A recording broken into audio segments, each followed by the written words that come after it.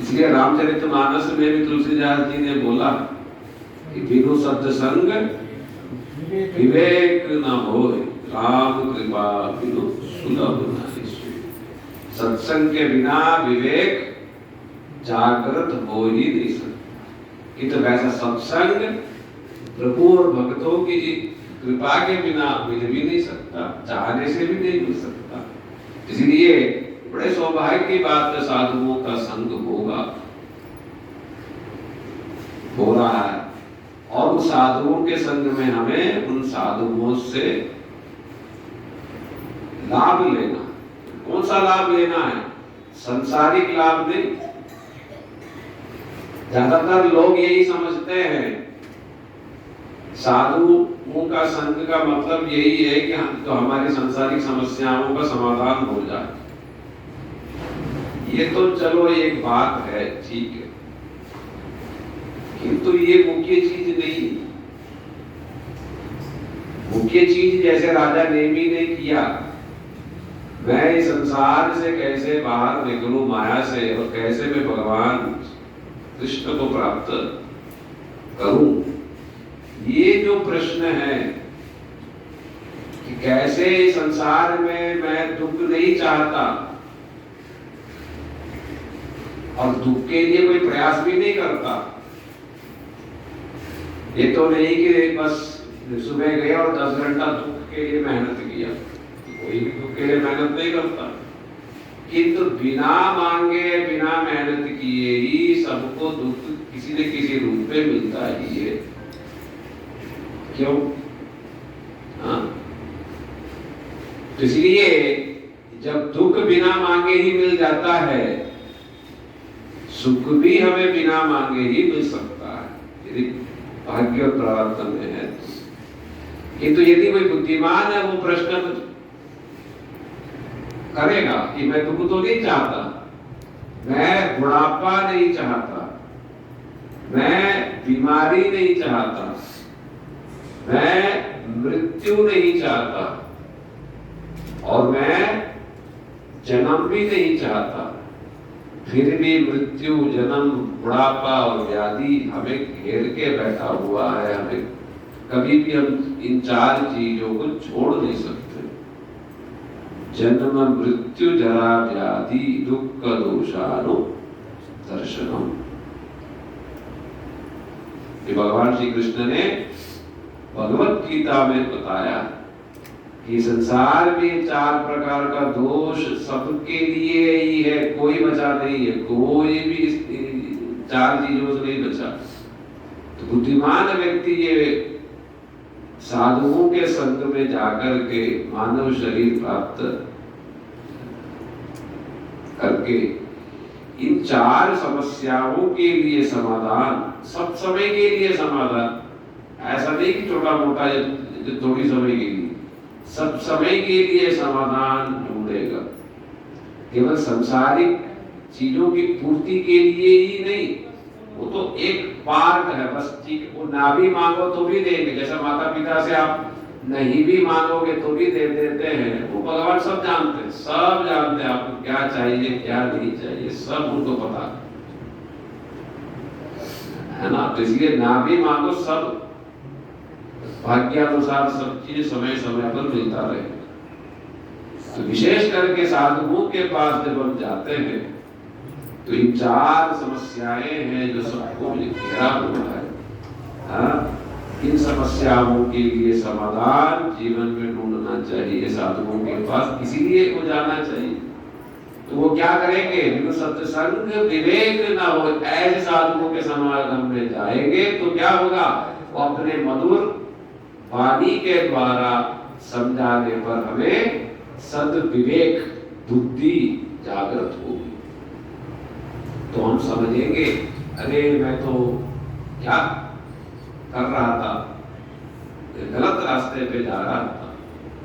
नहीं, ये साधु महापुरुष ने, इन भक्तों ने हमें सही बात बताया, शास्त्र की बात बताई, मुझे यही पालन करना चाहिए यदि मुझे मंगल चाहिए। तो इस प्रकार का सद विवेक जो है उनके संग के प्रभाव से प्राप्त होता है। यहाँ तक भी यदि कोई शुद्ध भक्त है, शुद्ध भक्त मतलब जिनकी कोई संसारिक कोई कामना नहीं है, उन भक्तों के दर्शन मात्र से ही दूसरा जो देखता है वो व्यक्ति पवित्र हो जाता। ये युधिष्ठिर महाराज जी ने ये नारद ऋषि के लिए उन्होंने फिर बताया, तीर्थी विकुर्वन्ति तीर्थानि स्वान्तस्तेन गदाधृता। साधारण रूप से देखा जाता है कि पाप किया तो पाप को धोने के लिए सब तीर्थ में जाते, स्नान करके पाप को धोएंगे। ये भी कुंभ मेला हुआ, सब गए, पाप धो के आए, तो धो के आए फिर पाप करने लग गए, तो फिर पाप धोने के लिए फिर जाएंगे। तो कई बार गंगा जी में और जगहों पर स्नान करने के बाद, बार बार स्नान करने के बाद कई बार, तब जाके पाप धुलता है। किंतु साधुओं के लिए क्या है, उनके दर्शन मात्र से ही सारे पाप धुल जाते। गंगा जी में तो स्नान के बाद, तो साधुओं का क्या, जो शुद्ध जो सचमुच में भगवान के भक्त है, कोई कामना नहीं और संसार से मुक्त है, ऐसे लोगों की बात है। तो साधुओं को पहचानना भी चाहिए, ये भी बड़ी समस्या है। जैसा हम चावल या सब्जी या फल खरीदने जाते हैं, परखते नहीं, खूब देखते हैं पका कि नहीं पका, केमिकल तो नहीं क्या है। चावल को भी हम देखते हैं, तो ठीक है, वैसे ही साधुओं को भी जो है समझना पड़ेगा कौन सचमुच में सही है, नहीं है, क्या है। बहुत सारा विचार है इसमें। तो विशेष करके यहाँ पर ये विचार है कि गंगा जी में तो स्नान करने के बाद पवित्र होता, वो भी कई बार, कि जो साधुओं के केवल देखने मात्र से ही व्यक्ति पवित्र हो जाता, उसके पाप नष्ट हो जाते हैं। इतने ताकत है, क्यों? क्योंकि उनके भीतर भगवान श्री हरि विराजमान है, जिसके कारण उनको देखने मात्र से ही जो है सामने वाला व्यक्ति पवित्र हो जाता है। तो यदि देखने से ही दूसरे लोग पवित्र हो जाते हैं, फिर वो साधु महापुरुष तीर्थों में क्यों जाते हैं? तो कहते हैं युधिष्ठिर महाराज जी, तीर्थी कुर्वन्ति तीर्थानि। ये थोड़ा सा विचार भागवत का विचार है, नया होगा आप लोगों के लिए सब। तो कहते हैं तीर्थी कुर्वन्ति तीर्थानि, अर्थात जितने जो तीर्थ हैं वो बेचारे लोगों के पाप वहां जाके धोते हैं, तो उन तीर्थों में पाप जाके जम जाता है, और वो पुण्य नदियां बेचारे मतलब उस पाप को धो नहीं पाती, थक जाती। उनके कष्ट को देख करके उसके निवारण के लिए ये मुक्त महापुरुष भगवान के प्रिय भक्त भागवतोत्तम ये भक्तजन जाते हैं तीर्थों में। तीर्थी कुर्वन्ति तीर्थानि, अर्थात उन तीर्थों को भी तीर्थ कर देते, यानी उन तीर्थों में जो जमा हुआ जो पाप है, उन समस्त पाप को नाश कर देते। कैसे? स्वान्तस्तेन गदाधृता, जो गदाधारी श्री हरि जो चित्त में बैठे हुए हैं, केवल उनके डुबकी लगाने मात्र से ही वो सारे पाप ठाकुर जी के गदा से स्पर्श मात्र से ही सब नष्ट हो जाते। ये भागवत के विचार है साधुओं को लेकर। और साधु भी वैसे हो जो जिनकी कोई कामना नहीं है, केवल कृष्ण की प्रसन्नता ही जिनका लक्ष्य है, और सारे जीव मात्र के प्रति जिनका स्नेह है और जीव से कुछ और चाहिए नहीं, संसारिक और किसी चीज की कोई लालसा नहीं, और सभी को यही चाहते हैं कि ये भी भगवान के साथ प्रेम करें, इसके अलावा उनकी और कोई कामना नहीं है। ये सभी ये दुख को छोड़ करके श्री कृष्ण की सेवा में लगे। यदि वैसा साधु का संग मिलता है